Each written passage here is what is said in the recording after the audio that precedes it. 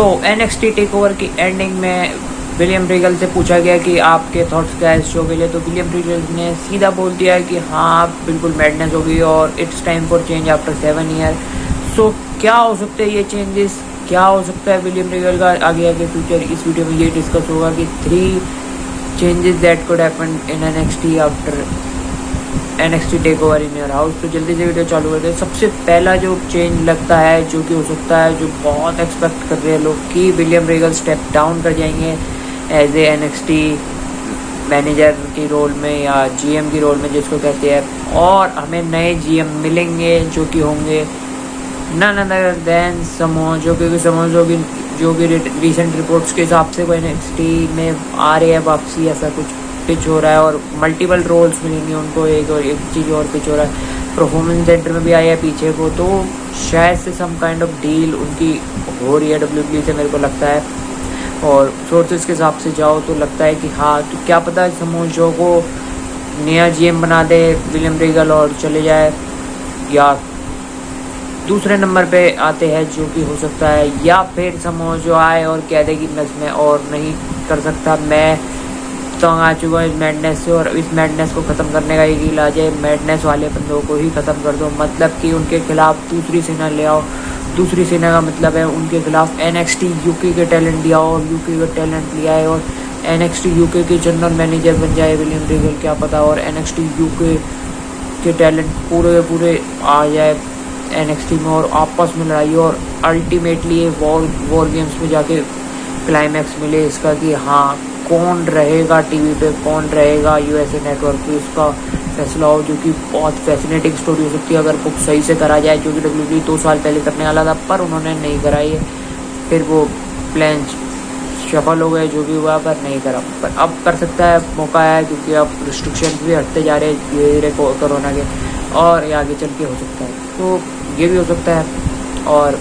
एक बात और हो सकती है जो कि लास्ट में है, जो कि हो सकता है कि समझो तो आए या नहीं, वो तो चलो दूसरी वीडियो की बात है, बट तीसरी बात जो होगी, विलियम रीगल आए NXT में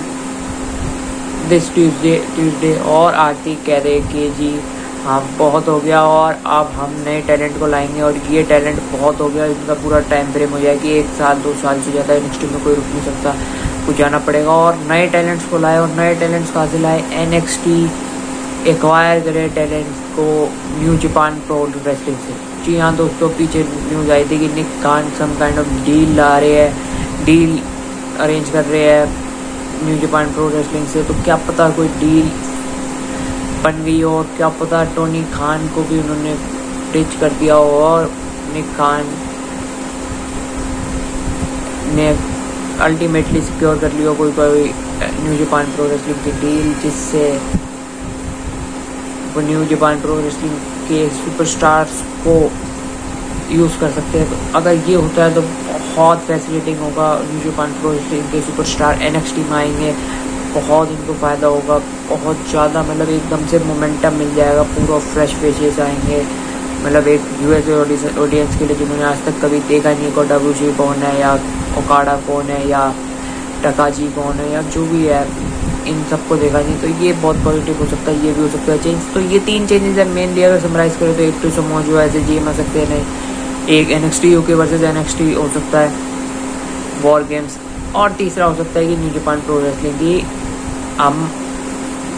अनाउंसमेंट कर दें कि हाँ हमने डील एक्वायर कर लिया और हम न्यू जापान प्रो रेसलिंग के टैलेंट को हम यूज़ कर सकते हैं, तो ये भी हो सकता है। बाकी देखने वाली बात होगी दिस ट्यूसडे NXT में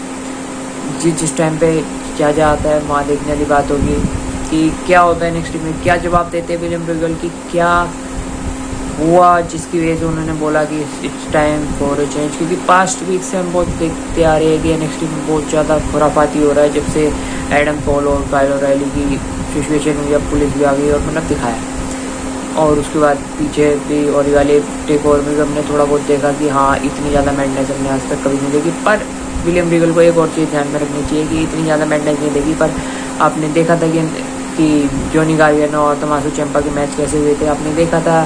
कि वॉर गेम्स कैसे होते थे, कितने खतरनाक, बट ये ज़्यादा हो गया, पता नहीं फैंस को तो नहीं लगता, बट जो भी है प्लेड आउट कर रहे हैं देखते क्या आप कमेंट सेक्शन में बता सकते हो कि आपको क्या लगता है कि क्या ये चेंज यूट्यूब पे है। और होप्स हो कि विलियम रीगल रिलीज़ ना हो जाए, क्योंकि आजकल सभी हो रहे हैं, तो होप्स ना हो, क्योंकि William Regal is so good. क्योंकि एंडिंग में स्पॉट किया है, बहुत लोग कहेंगे कि हाँ एंडिंग में स्पॉट मिला, रिलीज़ क्यों करेंगे,